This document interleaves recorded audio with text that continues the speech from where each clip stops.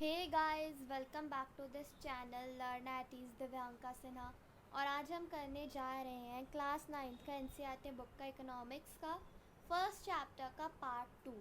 तो आज हम शुरू करेंगे लेट्स डिस्कस से। तो इसके ऊपर का पोर्शन हम अपने पिछले वीडियो में कवर कर चुके हैं।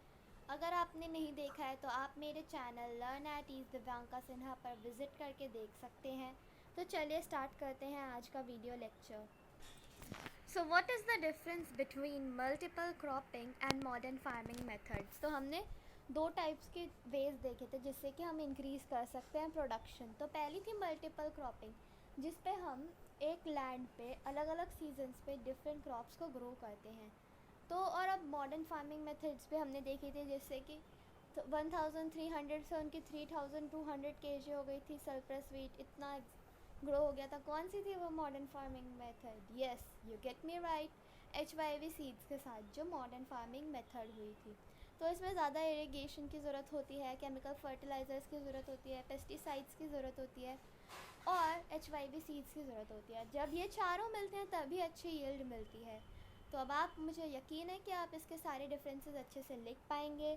अगर नहीं लिख पा रहे हैं तो आप मुझे कमेंट करके ज़रूर बताइएगा मेरे चैनल पे, ताकि मैं आपके डाउट सॉल्व करने पे आपकी मदद कर सकूं। The following table shows the production of wheat and pulses in the India after Green Revolution in units of million tons. Plot this on a graph. Was the Green Revolution equally successful for both the crops discussed? तो यहाँ पे देखो, production pulses की भी दी गई है और production wheat की भी दी गई है। दोनों की पहले हमें इक्वल दिखाई गई है, उसके बाद बताया जा रहा है कि ये सक्सेसफुल है कि नहीं।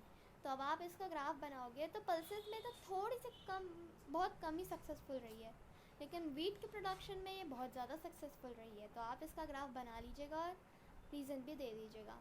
What is the working capital required by the farmer using modern farming methods? तो working capital आपको पता है जो कि वर्क में चाहिए होती है। फिक्स्ड कैपिटल तो हमेशा फिक्स्ड रहते हैं, वर्किंग कैपिटल तो उसको मनी चाहिए होंगे, HYV सीड्स चाहिए होंगी, इरिगेशन के लिए पानी चाहिए होगा। ये तो फिक्स्ड रहता है कि आप वहीं से लोगे, लेकिन रोज़ डालोगे तो पेस्टिसाइड्स चाहिए होंगे, केमिकल फर्टिलाइजर्स चाहिए होंगे। तो चलिए आगे का डिस्कस करते हैं। Modern farming methods require the farmer to start with more cash than before. Why? तो हाँ, उसको ज़्यादा कैश की ज़रूरत पड़ती है क्योंकि उसको इरिगेशंस को सुधारना पड़ेगा, पेस्टिसाइड्स से केमिकल फर्टिलाइजर्स ख़रीदना पड़ेगा, तभी उसकी बेस्ट यील्डिंग हो पाएगी। तो अब ये सजेस्टेड एक्टिविटी है, ये हम नहीं कराएंगे, ये आपको खुद से करनी है। तो चलिए आगे का करते हैं। Will the land sustain? तो क्या लैंड सस्टेन कर पाएगा? Land being a natural resource, it is necessary to be very careful in this use. तो इसके यूज़ के लिए हमें बहुत ही केयरफुल रहना होगा क्योंकि लैंड जो है एक नेचुरल रिसोर्स है।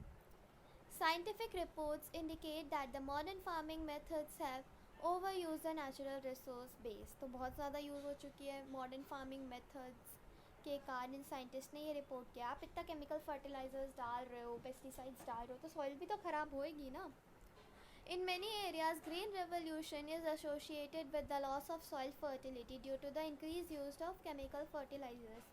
तो यही सेम बात अभी मैंने आपको बताई है। Also, continuous use of groundwater for tube wells irrigation has reduced the water table below the groundwater. तो ग्राउंड से भी बिलो कर दिया है, मतलब आपका ग्राउंड से रिलेट यहाँ पे कर रहा है ग्राउंड वाटर के लिए, इसलिए मैंने ग्राउंड वाटर ही कह दिया था directly. Environmental resources like soil fertility and groundwater are built up to over many years. तो ये बहुत सालों से बिल्ड करने में इनको बहुत मेहनत लगती है, तो ये रैपिडली ख़त्म होती जाएगी। तो क्या करेंगे हम लोग? Once destroyed, it is very difficult to restore them. तो एक बार ख़त्म हुई तो इनको रिस्टोर करना बहुत डिफ़िकल्ट है। We must take care of our environment to ensure future development of agriculture. तो हमें ध्यान रखना होगा। तो यहाँ फिर से एक सजेस्टेड एक्टिविटी है, ये आप खुद से कीजिएगा। तो अब यहाँ पे एक छोटी सी कहानी दी है केमिकल फर्टिलाइजर्स की, तो देखते हैं। Chemical fertilizers provides mineral which dissolve in water and are immediately availables to plant. तो इसमें क्या कहते हैं, मिनरल्स होते हैं जो कि वाटर में डिजॉल्व होते हैं जल्दी से और प्लांट्स को मिलते हैं। बट दीज में not retained in the soil for long. तो लेकिन ये ज़्यादा टाइम नहीं रह सकते सॉइल में। They may escape from the soil and pollute ground water, rivers and lakes. तो वो सॉइल से एस्केप होंगे और पल्यूट करेंगे सॉइल के अंदर के ग्राउंड वाटर को, रिवर्स को और लेक्स को। Chemical fertilizers can also kill bacteria and other microorganisms in the soil. तो ये इनको भी kill कर देते हैं. This means sometime after their use the soil will be less fertile than ever before. तो इसके कारण ये बहुत ही less fertile हो जाएगा. तो ये एक सोर्स से ली गई है डाउन टू अर्थ जो कि न्यू दिल्ली का है. The consumption of chemical fertilizers in Punjab is the highest in the country. तो पंजाब में ये सबसे highest है. The continuous use of chemical fertilizers has led to degradation of soil health. तो soil के health के degradation का कारण भी यही है. Punjab farmers are now forced to use more and more chemical fertilizers and other inputs to achieve the same production level. तब उन्हें ज़्यादा फोर्स किया जा रहा है कि ये सारी चीज़ें ज़्यादा से ज़्यादा यूज़ करें ताकि प्रोडक्शन लेवल इंक्रीज़ हो. This means that the cost of cultivation is rising very fast. तो कल्टिवेशन का कॉस्ट जो है वो ज़्यादा बढ़ता जा रहा है. How is land distributed between the farmers of Palampur? तो पालमपुर के farmers के बीच ये land कैसे distribute है? You must have realized that how important land is for farming. तो आपको ये realize तो हो ही गया होगा. Unfortunately, not all the people engaged in agriculture have sufficient land for cultivation. तो उन सबके पास sufficient land नहीं होता है cultivation के लिए. In Palampur, about 1/3 of 450 families are landless. That is 150 families. Most of them Dalits have no land for cultivation. तो 1/3 population जो कि दलित्स की थी, लोअर कास्ट की थी, वो लैंडलेस होते हैं. तो उनके पास कोई लैंड नहीं है कल्टिवेशन के लिए. Of the remaining families who own land, for 240 families cultivate small plots of land less than 2 hectare in size. So 240 families तो बस 2 हेक्टेयर के लैंड पे ही कल्टिवेट करते हैं. Cultivation of such plots doesn't bring adequate income to the farmer's family. इतने कम cultivation के area पे जो कल्टिवेट होता है उससे ज़्यादा इनकम नहीं आती है फार्मर की फैमिली पे.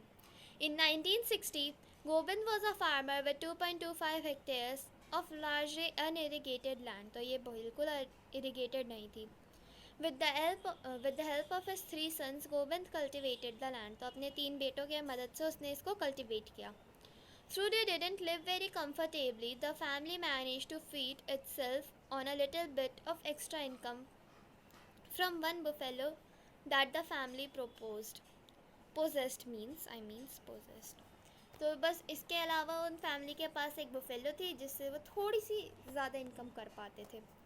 Some years after Govind's death, this land was divided among his 3 sons. तो गोविंद की डेथ के बाद इसको उसके तीनों बेटों में बांटना था. Each now has a plot of land that is only 0.75 hectare in size. तो बस उनका लैंड का साइज बस 0.75 हेक्टेयर ही रह गई. Even with improved irrigation and modern farming methods, Govind's sons are not able to make a living from their land. तो उनको कोई living नहीं बन पा रही है. They have to look for additional work during the part of the year. तो उन्हें आगे के काम के लिए भी ढूंढना पड़ता है. You can see the large number of small plots scattered around the village in the picture. तो आप देख सकते हैं कैसे small parts जो है land की देखो कैसे scatter हुई है. मैं दिखाती हूँ आपको 1 मिनट. देखो कैसे small parts में scatter हुई है ना. जो बड़े बड़े land से तो rich लोगों के ही हैं. These are cultivated by small farmers. तो ये small farmers के द्वारा cultivate किया जाता है. On the other hand, more than half of the area of village is covered by plots that are quite large in size. तो बहुत ही ज़्यादा large है. आप देख सकते हो कितने large plots हैं. ठीक है. In Palampur, there are 60 families of medium and large farmers who cultivate more than 2 hectares of land. 60 families ही हैं बस. A few of large farmers have land extending over 10 hectares or more. तो बहुत ही कम के पास 10 hectare या फिर उससे ज़्यादा का लैंड है. तो हम देख सकते हैं यहाँ पे पिक्चर्स में. यहाँ पे आपको कोई क्वेश्चन दिया होगा तो आप उसको कर सकते हैं easily. Let's discuss. In the picture 1.5 you can shade the land cultivated by small farmer. तो जो लैंड कल्टिवेट हो रहा है स्मॉल फार्मर के द्वारा वो आप शेड कर सकते हो. तो देखो स्मॉल फार्मर्स के द्वारा ये इसमें ये खुद ही कर रहे हैं. लैंड भी लेस है. और ये दोनों जो इमेजेस हैं ये स्मॉल फार्मर्स वाले की हैं. Why do so many families of farmers cultivate such small plots of land? तो ऐसा क्यों है? गरीबी के कारण. The distribution of farmers in India and the amount of land they cultivate is given in the following graph 1.1. Discuss in the classroom. तो ये आप डिस्कस करना. Would you agree that the distribution of cultivated land is unequal in the Palampur? Yes. Do you find a similar situation for India? Yes. We find it. Explain. तो ऐसा बहुत सारी जगह पे होता है. बड़े बड़े फार्मर्स जो है वो लेबर्स रखते हैं और जो उन पे काम करते हैं उनको बहुत ही कम पैसे दिए जाते हैं, या फिर जिनके खुद के लैंड है, छोटे छोटे फार्मर्स होते हैं, वो बेचारे भुखमरी के कारण मरने लगते हैं. Who will provide the labour? तो अगर आपको इस पहले वाले क्वेश्चन में थोड़ा सा भी डाउट है तो आप अपने पेरेंट्स से पूछ सकते हैं. आप न्यूज़ में भी देख सकते हैं, ऐसी बहुत सी खबरें आती हैं. Who will provide the labour? अब लेबर कौन प्रोवाइड करेगा? After land labour is the next necessary factor for production. तो अब लेबर जो है नेक्स्ट नेसेसरी प्रोडक्शन का फैक्टर है. Farming requires a great deal of hard work. तो फार्मिंग पे एक ग्रेट डील चाहिए होती है हार्ड वर्क की. Small farmers along with their families cultivate their own lands. तो स्मॉल फार्मर्स जो होते हैं ना, वो अपनी फैमिली के साथ ही कल्टिवेट करते हैं. उनके मेंबर्स जो हैं उनकी खुद के फील्ड पे करते हैं. Thus they provide the labour required for farming themselves. तो इसके कारण वो अपने फार्मिंग के लिए खुद ही लेबर्स प्रोवाइड करते हैं. Medium and large farmers hire farm labourers to work on their fields. तो मीडियम और लार्ज फार्मर्स जो होते हैं वो फार्म लेबरर्स को हायर करते हैं उनकी फील्ड पे वर्क करने के लिए. तो ये लेट्स डिस्कस का एक और क्वेश्चन.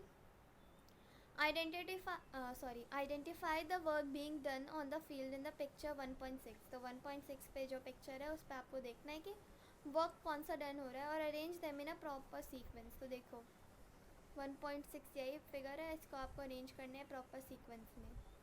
तो सबसे पहले यहाँ पे क्या हो रहा है, यहाँ पे सीड्स को ग्रो किया जा रहा है. आपको रुको मैं दिखाती हूँ. First image the seeds are growing. उसके बाद इनको इस पे पानी डाला जा रहा है. बड़े में ट्रैक्टर्स से किया जा रहा है और उस पर पानी डाला जा रहा है. फिर हार्वेस्ट ऐसे इनको किया जा रहा है. फिर हार्वेस्ट यहाँ किया जा रहा है. ठीक है. Farm labourers come either from landless families और families cultivating small plots of land. तो जो फार्म लेबरर्स होते हैं या तो वो लैंडलेस फैमिली से होते हैं और या फिर उन फैमिली से होते हैं जो कि स्मॉल प्लॉट्स पे लैंड को कल्टिवेट कर रहे हैं. Unlike farmers farm labourers do not have a right over the land. तो जो फार्मर्स के अलावा जो फार्मिंग के ऊपर जो फार्मर्स हैं उनके पास कोई राइट नहीं है उनके प्रोडक्शन पे. Crops grown on the land, उनको कोई राइट नहीं है उस पर. Instead they are paid wages by the farmer for whom they work. तो उनको वेजेस मिलते हैं जो कि बहुत कम होते हैं. Wages can be in cash और in kind of example crop. तो क्रॉप्स के काइंड पे भी हो सकते हैं या फिर कैश में भी हो सकते हैं. Sometimes labourers makes meals also. तो उनको मील्स भी मिलती है, gets meal sorry. Wages vary widely from region to region. तो बहुत ही ज़्यादा अलग अलग जगहों पे ये अलग अलग टाइप के होते हैं. From crop to crop, crop से क्रॉप पे भी वो डिफर करता है. From one farm to the activity to another. तो एक फार्म से दूसरी फार्म के लिए.